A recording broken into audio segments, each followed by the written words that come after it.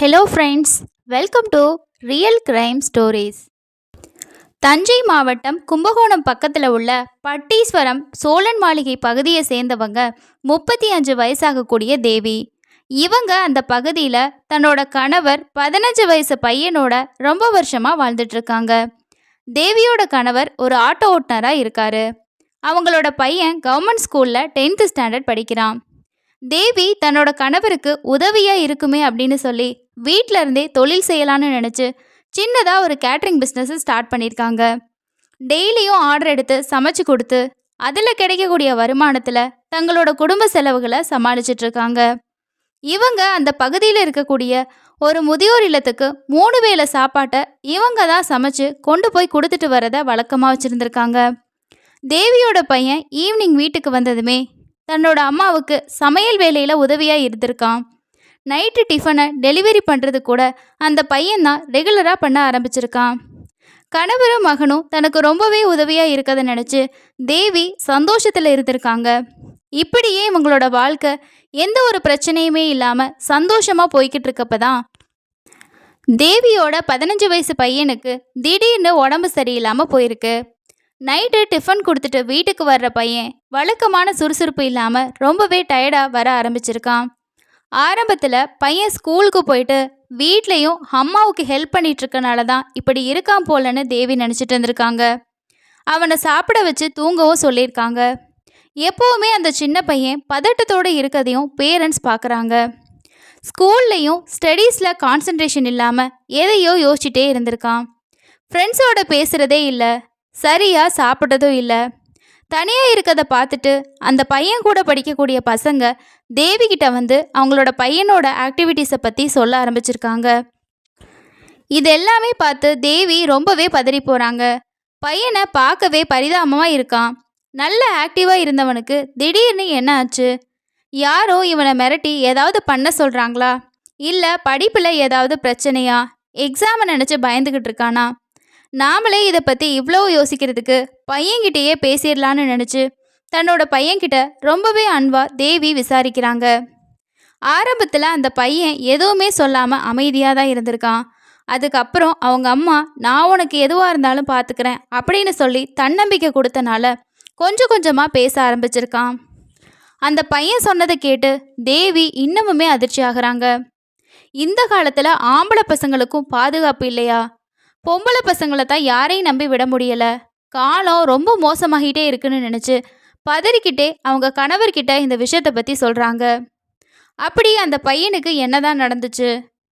50 வயசுலையும் உணர்ச்சியை அடக்க முடியாத ஒரு கிழவி தன்னோட பேரன் வயசு பையன்கிட்ட காட்டின காமவெறியை பற்றி தான் டீட்டெயிலாக பார்க்க போகிறோம். சோழன் மாளிகை பகுதியை சேர்ந்தவர் 60 வயசாகக்கூடிய வீர சோழன். இவரோட ஒய்ஃபு 55 வயசான சூரியகலா.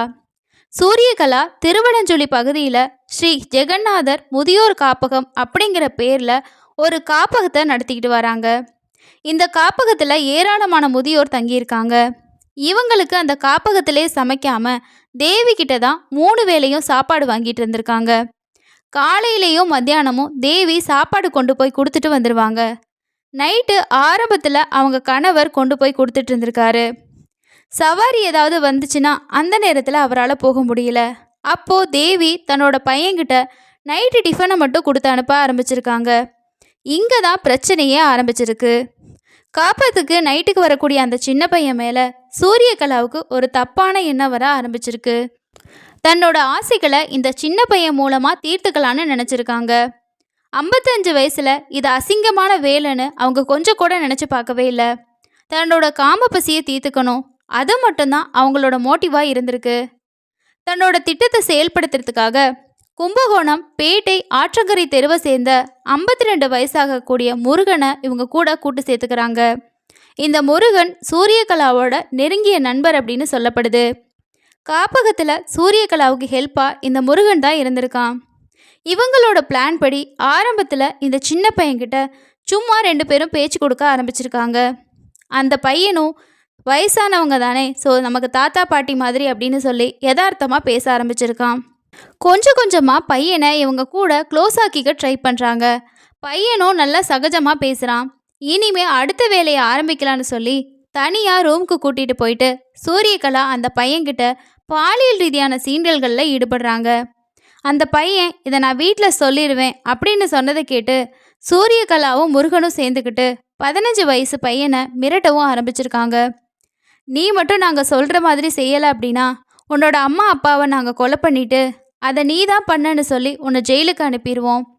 எங்ககிட்ட இருக்க காசை வச்சு உங்கள் குடும்பத்தையே இருந்த இடம் தெரியாமல் அழிச்சிருவோன்னு சொல்லியிருக்காங்க. டெய்லியும் நைட்டு நீ தான் சாப்பாடு கொண்டு வரணும், நான் சொல்கிறத நீ பண்ணணும், இல்லைனா அவ்வளோதான்னு சொல்லி அந்த லேடி மிரட்டியிருக்காங்க.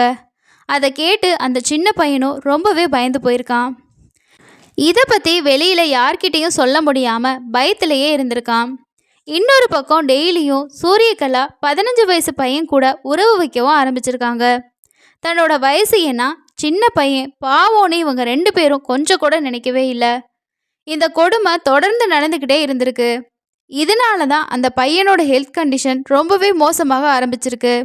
எப்பவும் களைப்பாவும் பயத்தோடையுமே இருந்திருக்கான்.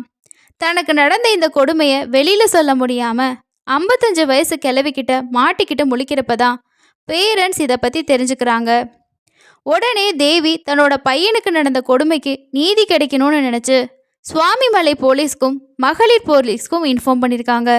இது கூடவே நேராக போலீஸ் ஸ்டேஷனுக்கு போயிட்டு தன்னோட பையனுக்கு என்ன மாதிரி ஒரு கொடுமை நடந்திருக்கு அப்படின்றத சொல்லி அவங்க கம்ப்ளைண்ட்டும் கொடுத்துருக்காங்க. இது மைனர் சைல்டு அபியூஸ் அப்படிங்கிறதுனால போலீஸ் இந்த கேஸை ரொம்பவே சென்சிட்டிவாக ஹேண்டில் பண்ணுறாங்க. சம்மந்தப்பட்ட பையன்கிட்ட போலீஸ் விசாரித்ததில் அந்த லேடியோட செக்ஷுவல் அபியூஸ் கன்ஃபார்ம் ஆகுது. பையனுக்கு மருத்துவ உதவி தேவைன்னு நினச்ச போலீஸ் அந்த பையனை ஜிஹெச்சில் ட்ரீட்மெண்ட்காக அட்மிட் பண்ணியிருக்காங்க. பையனை டெஸ்ட் பண்ண டாக்டர்ஸ் அந்த பையன் பல நாட்களாக பாலியல் ரீதியாக துன்புறுத்தலுக்கு உள்ளாகி இருக்கிறத பற்றி கன்ஃபார்ம் பண்ணுறாங்க. இதுக்கப்புறமா பையனுக்கு தேவையான ட்ரீட்மெண்ட்ஸை டாக்டர்ஸ் ஸ்டார்ட் பண்ணுறாங்க.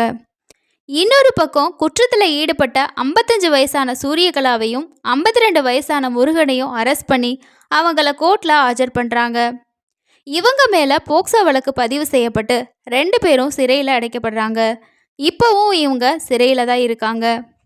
பேரன் வயசு பையன்கிட்ட 55 வயசு கிழவி செஞ்ச இந்த கேவலமான செயல் கும்பகோணம் மட்டும் இல்லாமல் தமிழ்நாடு முழுக்க பெரும் பரபரப்பை ஏற்படுத்தி இருக்கு. பெண் குழந்தைகளுக்கு பாலியல் தொல்லை கொடுத்து போக்சோவில் கைதாகி போகிற ஆண்கள் பட்டியலில் இப்போ தமிழ்நாட்டில் பெண்களும் போக்சோவில் கைதாகி வர்றது ரொம்பவே வருத்தத்துக்குரிய ஒரு விஷயமா இருக்கு. இந்த சம்பவம் அக்டோபர் 26, 2023 தஞ்சை மாவட்டத்தில் நடந்தது. பெண் குழந்தைகள் மட்டும் இல்லை, இப்போ இருக்க காலகட்டத்தில் ஆண் குழந்தைகளும் பாதுகாப்பாக இருக்கணும். பேரண்ட்ஸ் தங்களோட குழந்தைங்க கிட்ட ஃப்ரெண்ட்ஸாக இருக்குது ரொம்ப ரொம்ப அவசியம்னு இந்த சம்பவம் நமக்கு நினைவுபடுத்துது. ஆண் குழந்தைகளுக்கு எதிரான பாலியல் குற்றங்கள் இப்போது அதிகமாகிட்டே தான் வருது. இதில் ஆண்களே கூட மிஸ்யூஸ் பண்ணுறாங்க. உங்கள் பிள்ளைங்க எங்கே போகிறாங்க வர்றாங்க, நல்லா இருக்காங்களா, அவங்களுக்கு ஏதாவது பிரச்சனை இருக்கா அப்படின்றத மறக்காமல் கவனிங்க. அவங்களோட எதிர்காலத்துக்காக இரவு பகல் பார்க்காம ஓடுற நமக்கு அவங்க எதிர்காலமே கேள்விக்குறியாகிறத கண்டிப்பாக ஏற்றுக்கவே முடியாது. அதனால ஒவ்வொரு பெற்றோருமே தங்களோட பிள்ளைகள்கிட்ட ஏற்படக்கூடிய மாற்றம் எதனால் அப்படின்றத கண்டிப்பாக நம்ம அவங்கக்கிட்ட பேசி தெரிஞ்சுக்கிட்டு அதை சால்வ் பண்ணக்கூடியதுக்கான ஒரு சிச்சுவேஷனை அவங்களுக்கு ஏற்படுத்தி கொடுத்தாலே நிறைய பிரச்சனைகள் கண்டிப்பாக தீரும். இன்றைக்கி பெரும்பாலான பெற்றோர் தங்களோட பிள்ளைங்க கிட்ட ரொம்பவே ஃப்ரெண்ட்லியாக தான் பழகுறாங்க. ஆனால் ஒரு சில குழந்தைங்க தன்னோட அம்மா அப்பாவுக்கு இந்த விஷயம் தெரிஞ்சால் என்ன பண்ணுவாங்க, அடுத்து என்ன நடக்கும், ஸோ அவங்க நமக்கு ஹெல்ப் பண்ணுவாங்களா இல்லை நமக்கு ஏதாவது பனிஷ்மெண்ட் கொடுப்பாங்களா, இந்த மாதிரி அவங்க பயப்படக்கூடிய விஷயத்தை தான் மற்றவங்க அதை யூஸ் பண்ணிக்கிட்டு அவங்கள தவறான விஷயங்களுக்கு பயன்படுத்துகிறாங்க. முடிஞ்ச வரைக்கும் உங்கள் குழந்தைங்க உங்ககிட்ட எந்த விஷயமா இருந்தாலும் சொல்ல முடியும், ஸோ அம்மா அப்பா கிட்ட ஷேர் பண்ண முடியும் அப்படிங்கிற ஒரு நம்பிக்கையை அவங்க மத்தியில் வளர்க்குறது ரொம்ப ரொம்ப அவசியமான ஒரு விஷயம். இந்த சம்பவம் பற்றி உங்களோட கருத்து என்ன அப்படின்றத மறக்காமல் கமெண்ட் செக்ஷனில் ஷேர் பண்ணுங்கள். இது போன்ற க்ரைம் சம்பவங்கள் நம்மளோட சமூகத்துக்கு ரொம்ப ரொம்ப அவசியமான ஒரு விழிப்புணர்வை ஏற்படுத்தும் அப்படின்றதுக்காக தான் நிறைய வீடியோஸை நம்ம ஷேர் பண்ணுறோம். நம்ம சேனல் உங்களுக்கு யூஸ்ஃபுல்லாக இருக்குன்னு நினச்சிங்கன்னா மறக்காமல் ஒரு சப்ஸ்கிரைப் பண்ணி சப்போர்ட் பண்ணுங்கள். அடுத்த இன்னொரு வீடியோவில் சந்திக்கலாம். நன்றி.